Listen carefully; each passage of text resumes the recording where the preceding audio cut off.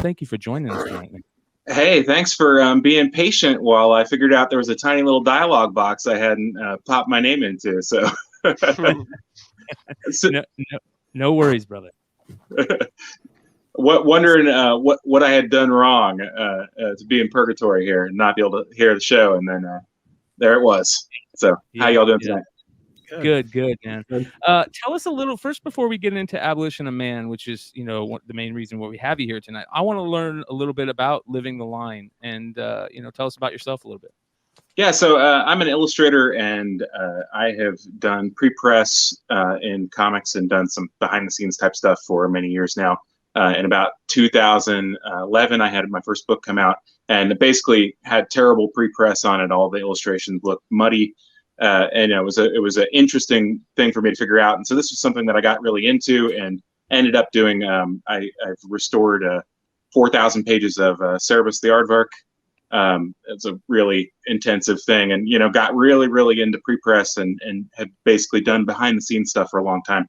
But I happened into publishing a project called The Strange Death of Alex Raymond, which was by Dave Sim and Carson Grubaugh. And Carson and I, this was the debut book for Living the Line. Came out last year. And Carson and I have been communicating with each other since then and talked about different other possibilities. And Carson got early entry into one of these AI units. And the first thing that both of us thought was, oh my gosh, every single illustrator is totally, we're gone. This is not going to exist as a career. It might be a matter of years. It might be a matter of months, but this is not going to exist anymore. And I think the actual the text that he sent me was, "We are totally fucked." And by the way, we should totally do this as a comic. And great idea. We were talking about earlier, Sean, not to interrupt you real quick, but we were talking about it earlier. We felt the same way, and we're not publishing any comics. We're not writing comics. We're not creating comics, and we immediately thought to ourselves, like, this is fucking amazing that this type of art is coming from this, and that all this cool stuff that can happen from it. But there's this weird fine line you have to walk now, because now you could be taking artists out of jobs. There could be this weird thing that happens where artists say that they've created this but used AI art. There's all this weird fine lines you have to walk with the AI art. But man, there's also amazing stuff that can be created with it. Right. And all of those things are there from that first moment. The first time you're staring at a screen and you type in something and you see it come from the blackness. It was an uncanny feeling, because as an artist, like, I've had that dream. You have the dream where you feel like you're seeing the thing and the thing materializes out of nothing, and it was uncannily like that.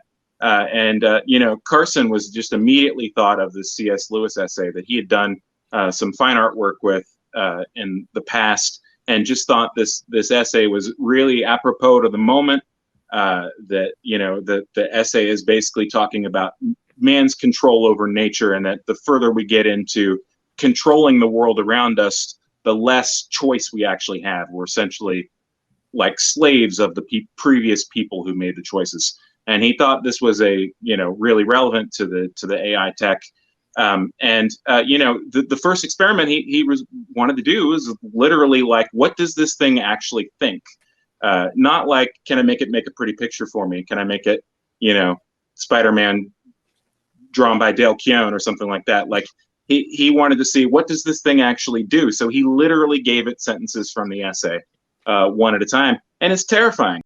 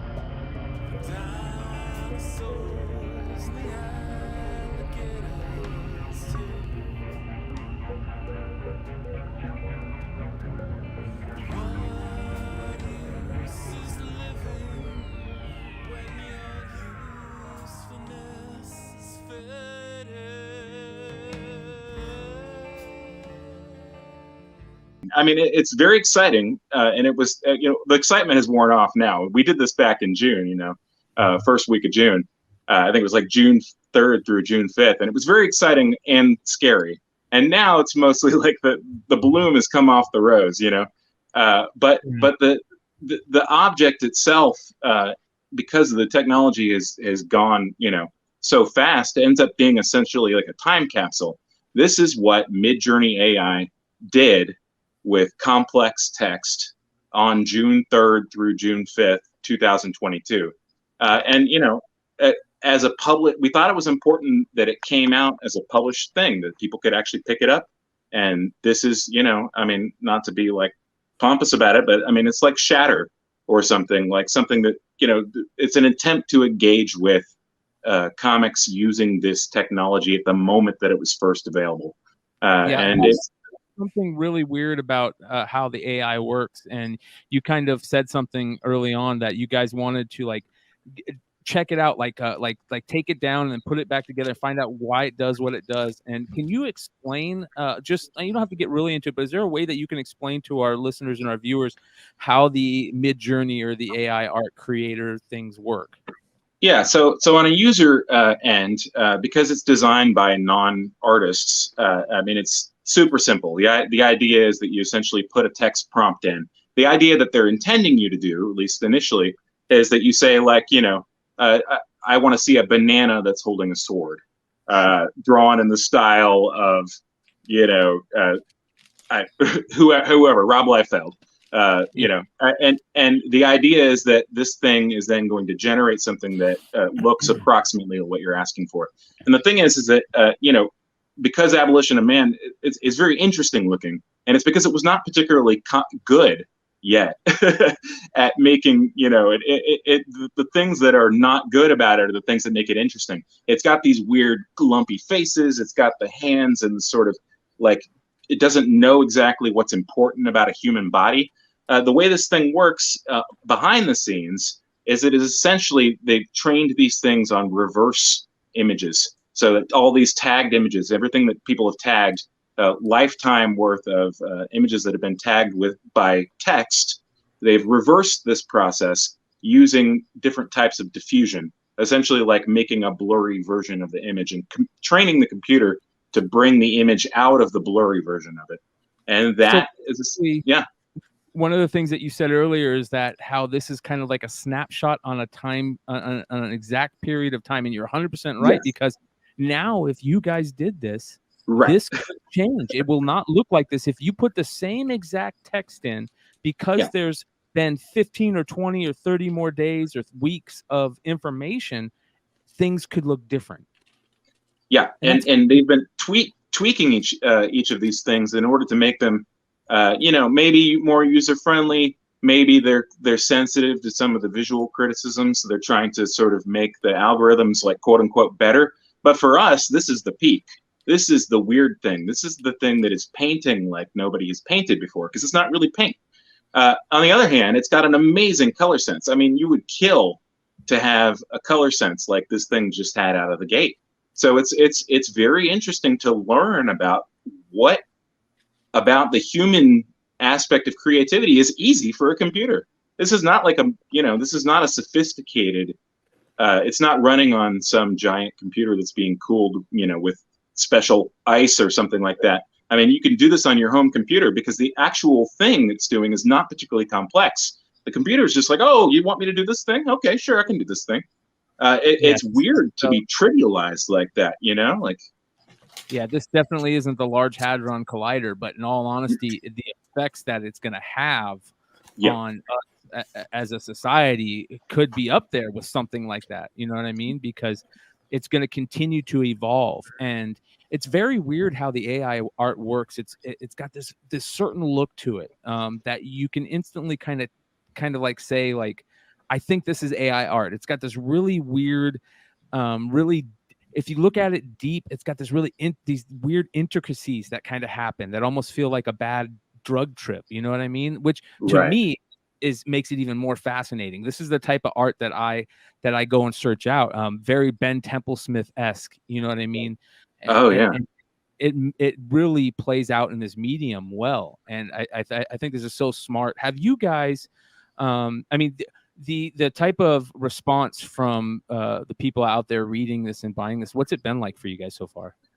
Well, it's a little strange. Oh, sorry about that. It's a little strange because we did this back in June. Like I was saying, the first couple days of June, and so people have been able to see these sample images since then. But I mean, so much has changed since then. I mean, I saw actually, frankly, a lot of negativity when it first came out. People were like, "Fucking AI art, man! These guys are taking jobs away from real artists." And it's like, oh, you didn't really you didn't really examine this very closely, did you? But it's kind of hard to keep track of it because everything is just kind of piling on. But people who have read it, I mean, I think have had some kind of genuine terror of it. I mean, it feels alien. And the thing that you were saying about the look that each of these pieces have, there is an alien aspect of it. I liken it to being able to visualize something like someone who's having a schizophrenic episode. If you've ever been around somebody who's having, certain kinds of drugs can also elicit this, but you have what's called a dissociative state, where you stop seeing hierarchy in the things around you. You as a human being, when you look at my face, you have a pretty good idea whether I'm a friendly person at this moment or whether I'm going to attack you or run away from you or whatever, right? You know and understand what parts of my face are important. This thing does not know what's important about a hand or what's important about a face. It doesn't have any sense of hierarchy. And so you have this kind of, it looks like an image, but the image doesn't have a human intelligence in terms of knowing what it is that's important.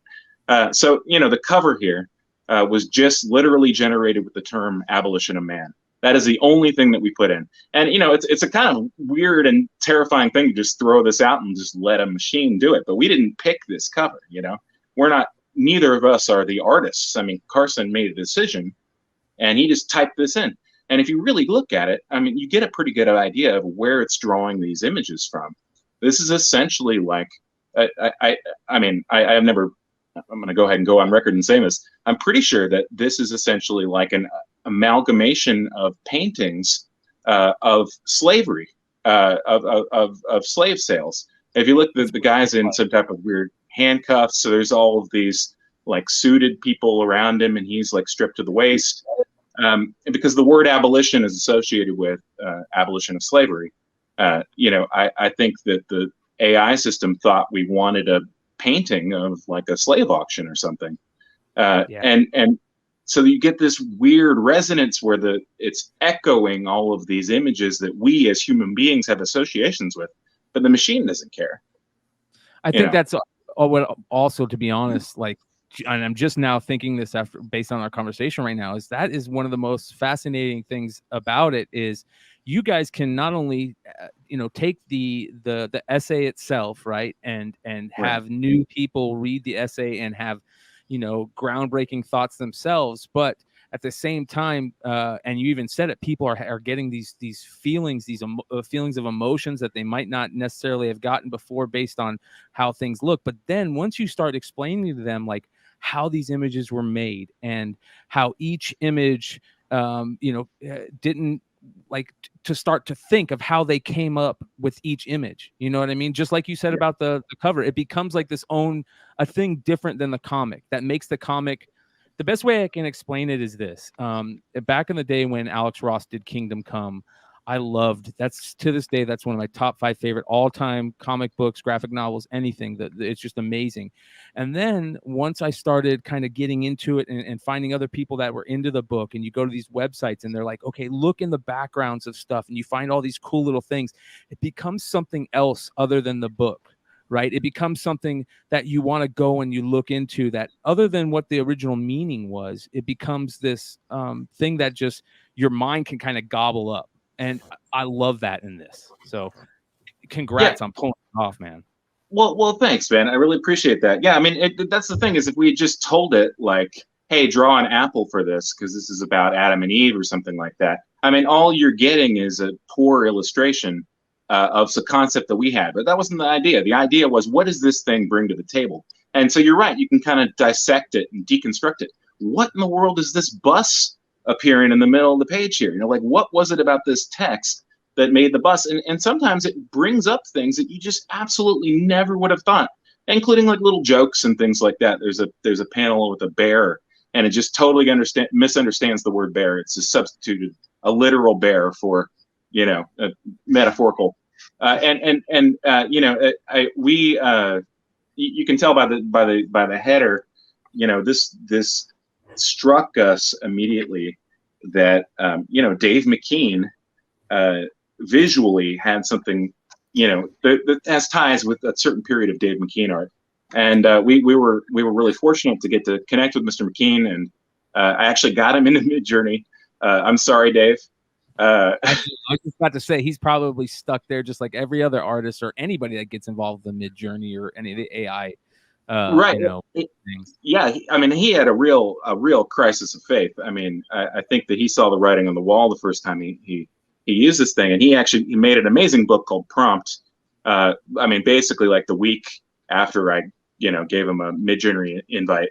And he had a similar kind of reaction where he was just like, this thing is making jokes. Like I'm giving it these headlines and it's responding in these kind of complicated ways. And, there's a certain aspect of narcissism to it where you're sort of realizing that part of your reaction as a reader doesn't even have to do with the intention of the artist. Because there is no intention in this case, right? The artist doesn't exist. The artist doesn't care about you. The artist isn't thinking. The artist is combining powerful things in a way that causes you to bring yourself to it. When we look at this and we see something intelligent, what we're actually looking at is ourselves, and that's it's a little bit scary. It's a kind of mind fuck, understandably, because you're exactly right. Like where it's pulling this from is stuff that we have either put on the internet as could be Facebook posts, it could be IG posts, it could be a news story that somebody has typed up, but it's ultimately stuff from us that we have labeled. This is a window looking at something, and then went and took part of that image to make this image right here. It's just beyond fascinating. Have you heard of anybody else that has decided to kind of take this to the comic book world realm? Yeah, there was a pretty big rush. It was interesting. I really impressed upon Diamond. I basically begged Diamond, please put this out as a joint press release with us. This is a significant thing. This thing is happening. There is a wave that is coming. And we think it's very important that the first thing that is announced and comes out has an ethical engagement with the technology and actually engages with it. Because what I was terrified as the first thing is going to come out is going to be an art director who doesn't want to pay artists anymore. Exactly. Is making something surreptitiously and writing Joe Smithy's name on it or whatever. But so I basically begged Diamond, like, please put this out like immediately. I know it's not going to be out. The earliest we can put it out is October, but please put this press release out. And to their credit, I mean, they helped us out and they did it and they moved really quick. And days later, there were quite a few other different projects. I would say that there's a wide range of different types of things that have been, and there's a flood now. I mean, you guys see, are on the internet, but it having that sort of, time capsule aspect of it, we felt like we kind of got the flag planted in the ground, So, somebody can argue like, oh, this didn't come out till October. This isn't the first. Well, the important thing was to make a statement with it at the beginning that said, look, these are the issues here. What are we going to see? And, we're trying to continue that with the next few issues as well. Have a direct engagement. Yeah, you do have coming out. I've seen 5 or 6 more that are scheduled to come out through February, I believe, right? Yeah, it's a 5-issue series. I just got copies of the first one, the second issue a couple days ago. And to your guys, main interests with this stuff, this one is about a third of the print run of the first one. So people who are interested in this, I mean, I would highly recommend that you pick it up now. Because I popped onto the Diamond login just a little bit ago, and they've got some negligible amount of copies left, like of the first issue, like 10 or 15 or something. And they over ordered on us, and they still are it's still moving out. So I'm hoping people pick it up, and I think it's a really worthwhile read, and it's fairly significant in terms of I think marking the time. Yeah, I think it's beyond significant. I think this is a great thing. I think to us, it was one of the, and you kind of hit on it, like how you guys went about it, and how you kind of have like these thoughts on why this should be so important. We kind of agree with you that this you walk that such a fine line with it, but then you also hit on the collectible aspect of it. And we were having people hit us up. We first talked about it on one of the channels, and then we brought it onto the Hot 10, and we had people hitting us up and saying there's only a couple more copies left, here you go, check this out, make sure you grab one. There's like people hitting us up to tell us, hey, this is super, super rare. And on top of it, you guys did a run of just 10 copies that were different, which is fascinating to me. Explain the limited run of 10 that you guys did. Yeah, so this is one of those things. This is only possible with this technology, because what nutcase would make a variation that I like the idea of variant covers. I like the fact that you get to have a different artist take on something or whatever. People get to pick the thing that they want. But it always struck me as a little bit like, since I know the financial aspect of it. If you're you go to your printer and you get to print 3,300 copies of Abolition of Man #1, and you say, hey, I want a variant cover, they're going to charge you $200 extra, because that's all it costs for them to make new plates and then stop the press and then continue the press, right? So that's an easy thing for a publisher to do that generates more money for them, for people who might buy multiples or things like that. But the thing that you would never, ever in a million years see is somebody saying, keep the same cover and make the insides totally different. And I was like, well, I mean, we got the opportunity to do that here. So Carson was, just because he's sort of like a art scientist, he's interested in this stuff. Carson went and took the exact same essay and put it into DALL-E, which is a totally different AI image generation system, but uses the same principles, but is a lot more finessed on the back end. Everything that it does ends up looking like a stock photo or whatever. It's very polite, as opposed to Midjourney, which is definitely like the stoner in the van, spray painting your mural at your high school. DALL-E is the very studious girl who always turns in her homework on time. And so Carson made this very studious version of the entire issue, and he was like, why don't we just like print a couple of them? And he wanted to do like 100, and I was like, that's going to cost us like $1,000. Let's just do 10, and we'll just randomly put it into the distribution. I mean, literally randomly, because like, why not, right? I mean, it's a fun thing to do, and frankly, I think that people really, we need to prove, as people who love print, that print has value. It's not, it's like, you can think about something as a gimmick, or you can think about it as an opportunity to give somebody something they didn't know they wanted. Like, we didn't tell anybody that we were doing this. We didn't benefit from this at all. It cost us a couple $100, and I had to spend an afternoon trying to convince the printer that they could do this at the bindery. And they're like, oh, really? I've never really done anything like this. I was like, come on, just put it in there randomly. Yeah. But it's fun, right? I mean, to me, it's like, this is the reason that you make something in print, is because somebody has an object then that they have this kind of engagement or whatever with. Yeah. So yeah, we literally did it randomly. We didn't announce it. We just put a little thing. It's got the exact same cover and everything. And if you just open up the front, it just says, hey, you've got this 1 of 10 variant of this issue. The entire interior is different, and send us a photo of you with the issue, and we'll send you a signed copy. So far, 3 of those have been claimed. And as far as I know, just those 3 have been found. And so there's another 7 out there somewhere.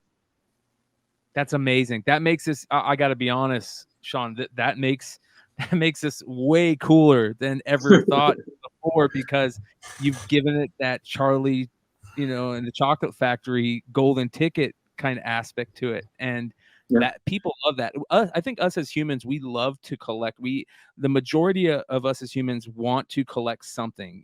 We kind of grow up to collect shiny rocks or whatever it is, stamps, cards, little trinkets. We love to collect stuff, and we love it even more when there's like a special thing to that collecting aspect that's extra.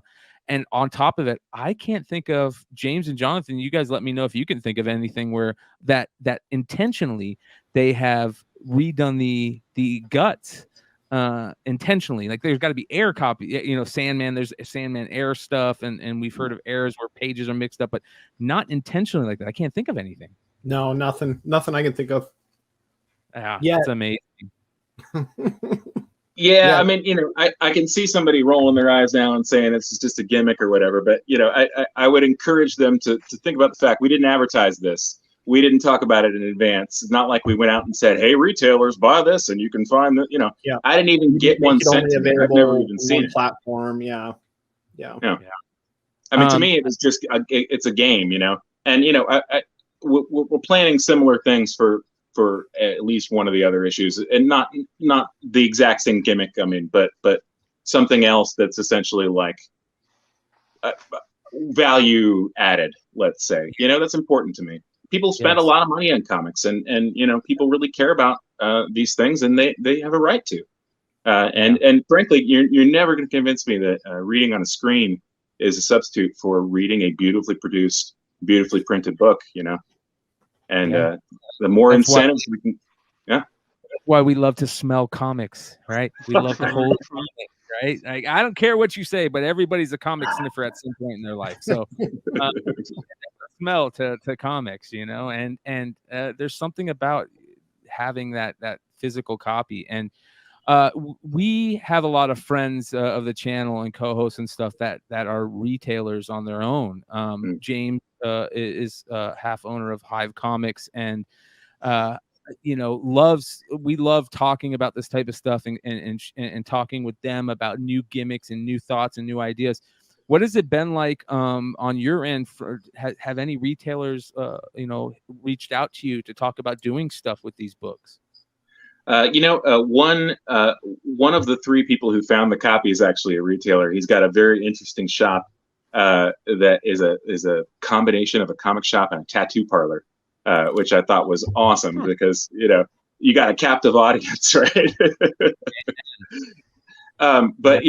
We've done a few signing things and stuff, but no, we haven't had a lot of contact yet with people about this. And my main hope was that we would get some kind of something that people were really excited about. I Living the Line has put out 2 books so far, and both of those sold more in the book market than they did in the direct market. And so I would love. I think comic shops are an amazing American resource. It's an amazing thing that we have. Frankly, it's amazing that a company like Diamond can have trucks that deliver 2 weeks notice all over the world. I think it's an amazing thing, and frankly wanted to do something where it thought it was important that this be an actual object that came out on a monthly basis that people could only buy in a comic shop.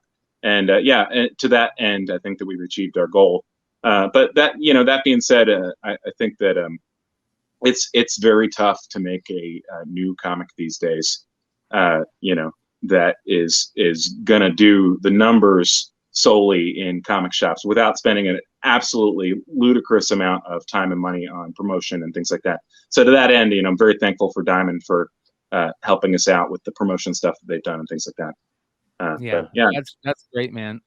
Well, we would love to have you guys come on anytime you guys got something coming out new that's exciting, and let us know, because we're going to continue to follow your guys's Living the Line publishing. We're going to continue to follow what you guys do with Abolition of Man, and we want to hear more about it. And we would love to hook you up with maybe any retailers or anybody out there that wants to work with you guys. Also, if there's anybody out there watching this, make sure you guys either contact them or contact us, and we could put you in contact with them. Whatever works.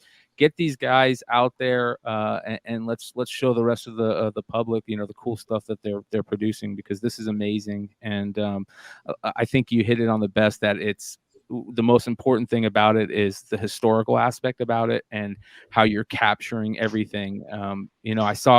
This is kind of funny. I saw a thing this week where a guy made like a time tomb that is going to withstand the next, so many thousands of years of nuclear war, and all it is a bag of hot Cheetos in it, and it says how to make the hot Cheetos.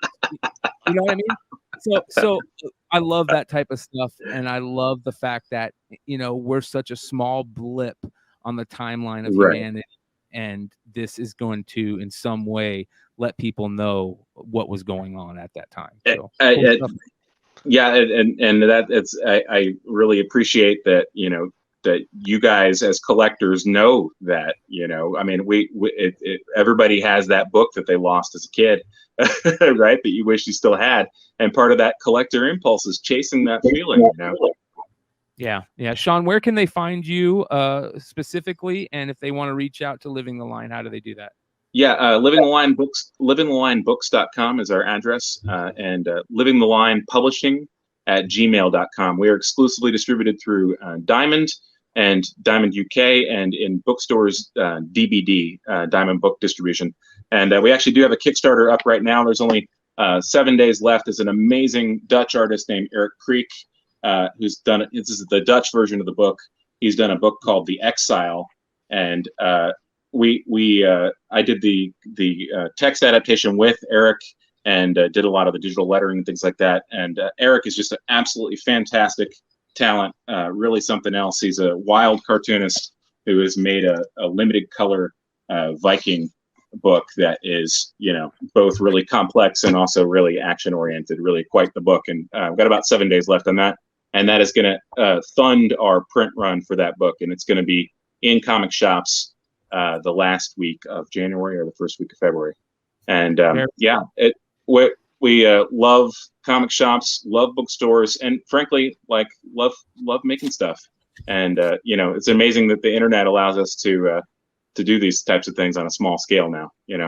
And really appreciate you guys. We're definitely stoked about it, man, and we can't wait to see more. So thanks for coming on, and let's keep in touch and see where this continues, man. Congratulations. Fantastic. I love the show, guys, and I really appreciate you having me. You all have a great one, okay? Yeah, this was really cool. Thank you. Yeah. Thank you very much. Appreciate it.